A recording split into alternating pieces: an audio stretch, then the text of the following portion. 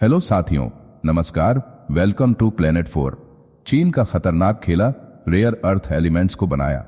परमाणु बम से बड़ा हथियार। चीन ने वो चाल चली है जिसने अमेरिका की सांसें रोक दी हैं, जापान के कान खड़े कर दिए हैं और जर्मनी को आर्थिक झटके में डाल दिया है। दुनिया के सबसे हाईटेक सेक्टर को जिस कच्चे माल से ऊर्जा मिलती थी, उस पर चीन ने ताला जड़ दिया है। रेयर अर्थ एलिमेंट्स यानी दुर्लभ पृथ्वी तत्वों पर चीन ने पूरी तरह से एक्सपोर्ट बैन लगा दिया है। ये वही एलिमेंट्स हैं जो F-35 फाइटर जेट से लेकर smartphone, missile system, MRI machine, electric car, परमाणु पनडुब्बी और रडार सिस्टम तक हर चीज की धड़कन है।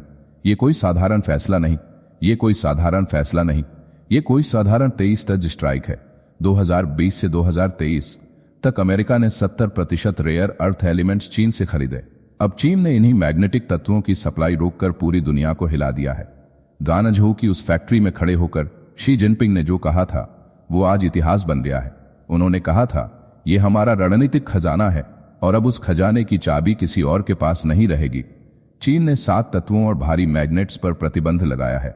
Yttrium, dysprosium, gallium, germanium, graphite, tungsten जैसे खनिज अब बिना सरकारी अनुमति के चीन से बाहर नहीं भेजे जाएंगे। अमेरिका की 5 बड़ी कंपनियों के शिपमेंट चीन के बंदरगाहों पर अटके हैं। जापान के पास सिर्फ 1 साल का स्टॉक है। जर्मनी और वियतनाम जैसी इंडस्ट्रीज पैनिक मोड में है। चीन ने इस प्रतिबंध के लिए कोई लाइसेंसिंग व्यवस्था भी तय नहीं की है। इस बीच अमेरिका ने टैरिफ जांच का आदेश तो दे दिया, लेकिन असली हथियार चीन के ही पास है। चीन दुनिया का 61% रेयर अर्थ खनन करता है, लेकिन प्रोसेसिंग का 92% हिस्सा उसी के कब्जे में है। यानी दुनिया भर की हाईटेक इंडस्ट्री उसकी मुट्ठी में कैद हो चुकी है। मिशिगन यूनिवर्सिटी के प्रोफेसर जस्टिन वोल्फर्स ने कहा है, ये सीधे अमेरिकी इंडस्ट्री की रीढ़ पर हमला है। सस्ते मजदूर, ढीले पर्यावरण नियम और अमेरिका, जापान से उठाई गई टेक्नोलॉजी ने चीन को बादशाह बना दिया। 1992 में डेंग शियाओपिंग ने कहा था, मध्य पूर्व में तेल है और चीन में रेयर अर्थ। आज उनकी बात 100% सच साबित हो चुकी है। इतिहास भी यही कहता है कि ये चीन की पुरानी रणनीति है। 2010 में जापान के साथ साउथ चाइना सी विवाद हुआ था।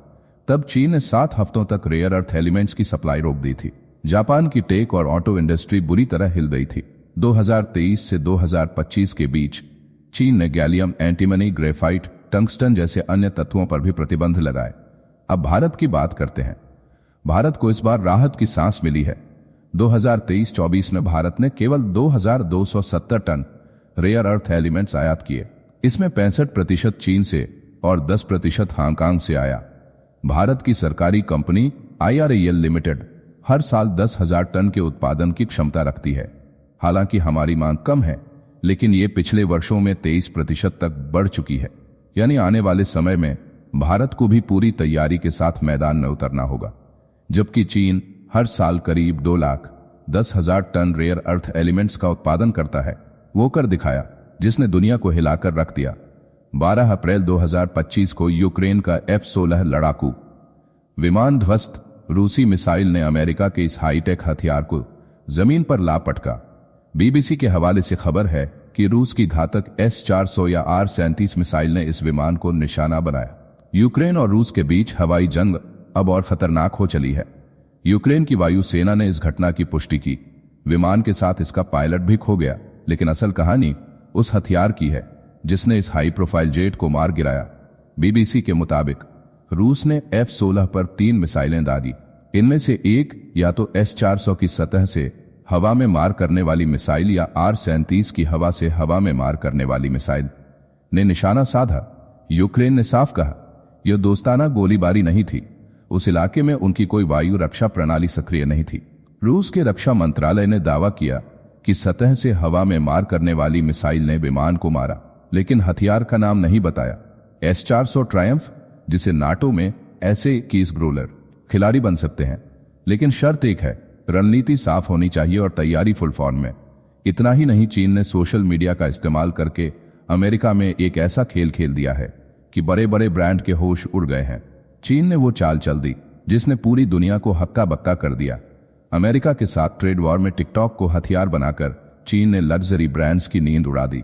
गुच्ची, डायर, बिर्किन, वर्साचे, लुई वुइटन जैसे बड़े बड़े ब्रांड्स की पोल खुल गई। टिकटॉक पर वीडियोस की बाढ़ आ गई है जो चीख कर बता रहे हैं कि ये महंगे प्रोडक्ट्स असल में चीन की फैक्ट्रियों में बनते हैं और चौंकाने वाली बात, आप इन्हें सस्ते दामों पर सीधे चीनी सप्लायरों से खरीद सकते हैं। सपना देखिए, एक बिर्किन बैग जिसकी कीमत $34,000 यानी 29 लाख रुपए से ज्यादा है, उसकी असल लागत सिर्फ $1,400 यानी 1,20,000 रुपए। चीनी सप्लायर ने खुलासा किया कि 90% से ज्यादा कीमत तो ये ब्रांड्स अपने चमचमाते लोगों के लिए वसूलते हैं। उसने साफ कहा, वही क्वालिटी, वही प्रोडक्ट चाहिए तो सीधे हमसे लो। टिकटॉक पर ऐसे वीडियोस की लाइन लग गई है। एक चीनी सप्लायर ने लुलुलेमन के प्रोडक्ट्स जो $100 में बिकते हैं को सिर्फ $5 से $6 में पेश किया। फिलहाल अंडर आर्मर की कॉपी भी सस्ते दामों पर बिक रही है। एक्स पर एक यूजर ने लिखा, मेरा फीड चीनी निर्माताओं से भर गया जो अमेरिकियों को सस्ता सामान बेच रहे हैं। आयात शुल्क और शिपिंग जोड़ने के बाद भी ये प्रोडक्ट्स अमेरिकी कंपनियों से सस्ते हैं। यूजर ने ट्रंप पर तंज कसा, ऐसा लगा जैसे हमने ट्रेड वॉर जीत लिया। कुछ चीनी सप्लायरों ने तो अपनी फैक्ट्रियों की पूरी मेकिंग प्रोसेस दिखाई। उनका मकसद साफ है, मेड इन चाइना की खराब क्वालिटी वाली छवि को तोड़ना। इतना ही नहीं, कई सप्लायर फ्री ग्लोबल शिपिंग और आयात शुल्क कवर करने का लालच भी दे रहे हैं। ये सब अमेरिका और चीन के बीच चल रही ट्रेड वॉर का हिस्सा है। ट्रंप ने चीनी सामानों पर टैरिफ का हथौड़ा चलाया, लेकिन टिकटॉक पर ये वीडियोस कोई साधारण जवाब नहीं है। ये तो लग्जरी ब्रांड्स की नींव हिलाने वाला हमला है। इन वीडियोस ने दुनिया को दिखा दिया कि ब्रांड्स का चमकता नाम असल में चीन की फैक्ट्रियों की मेहनत पर टिका है। चीन की इस चाल ने ट्रेड वॉर को नया रंग दे दिया। जहां ट्रंप टैरिफ की जंग लड़ रहे हैं, वहीं चीन ने सोशल मीडिया को हथियार बनाकर सीधे उपभोक्ताओं को लुभाना शुरू कर दिया। ये सिर्फ कीमतों की जंग नहीं है, बल्कि ब्रांड्स की साख का सवाल है। अगर चीनी सप्लायर सस्ते दामों पर वही क्वालिटी दे रहे हैं, तो लोग इन महंगे ब्रांड्स को क्यों चुनेंगे? ये वीडियो सिर्फ प्रचार नहीं, बल्कि एक क्रांति है जो ग्लोबल मार्केट को हिलाकर रख देगी। एक तरफ चीन अमेरिका की आर्थिक कमर तोड़ रहा है, तो वहीं दूसरी तरफ रूस अमेरिका और नाटो की सैन्य शक्ति को कमजोर कर रहा है। ये दर्शाता है कि अमेरिका का पतन शुरू हो चुका है। रूस ने यूक्रेन के आसमान में वो कर दिखाया जिसने दुनिया को हिलाकर रख दिया। 12 अप्रैल 2025 को यूक्रेन का F-16 लड़ाकू विमान ध्वस्त। रूसी मिसाइल ने अमेरिका के इस हाईटेक हथियार को जमीन पर लापटका। बीबीसी के हवाले से खबर है कि रूस की घातक S-400 या R-37 मिसाइल ने इस विमान को निशाना बनाया। यूक्रेन और रूस के बीच हवाई जंग अब और खतरनाक हो चली है। यूक्रेन की वायुसेना ने इस घटना की पुष्टि की। विमान के साथ इसका पायलट भी खो गया, लेकिन असल कहानी उस हथियार की है जिसने इस हाई प्रोफाइल जेट को मार गिराया। बीबीसी के मुताबिक रूस ने F-16 पर 3 मिसाइलें दागी। इनमें से एक या तो S-400 की सतह से हवा में मार करने वाली मिसाइल या R-37 की हवा से हवा में मार करने वाली मिसाइल ने निशाना साधा। यूक्रेन ने साफ कहा, यह दोस्ताना गोलीबारी नहीं थी। उस इलाके में उनकी कोई वायु रक्षा प्रणाली सक्रिय नहीं थी। रूस के रक्षा मंत्रालय ने दावा किया कि सतह से हवा में मार करने वाली मिसाइल ने विमान को मारा, लेकिन हथियार का नाम नहीं बताया। S-400 ट्रायम्फ, जिसे नाटो में SA-21 ग्लोलर कहते हैं, रूस की वायु रक्षा का सबसे बड़ा हथियार है। 6 मैक से ज्यादा गति वाली मिसाइलें इसे घातक बनाती हैं। यह निचली उड़ान वाले विमानों, क्रूज मिसाइलों और बैलिस्टिक खतरों को रोकता है। पेंटसिर S-1 और इलेक्ट्रॉनिक युद्ध इकाइयों के साथ मिलकर यह दुश्मन के लिए अभेद्य दीवार खड़ी करता है। दूसरी संभावना है R-37 मिसाइल। नाटो में इसे AA-13 एरो कहते हैं। यह दुनिया की सबसे लंबी दूरी वाली हवा से हवा में मार करने वाली मिसाइल है। 6 मैक की गति और 132 पाउंड का विस्फोटक वारहेड इसे जानलेवा बनाता है।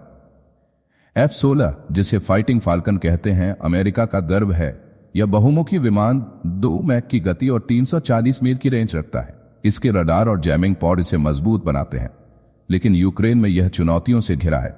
सीमित हवाई अड्डे, थके हुए ग्राउंड क्रू और नाटो के कमांड सिस्टम की कमी इसे कमजोर करती है। बिना आवाज डेटा के इसके सेंसर R-37 या S-400 जैसे खतरों को दूर से नहीं पकड़ पाते। यह घटना रूस की रणनीति को उजागर करती है। S-400 जमीन से और R-37 आसमान से नो फ्लाई जोन बनाते हैं।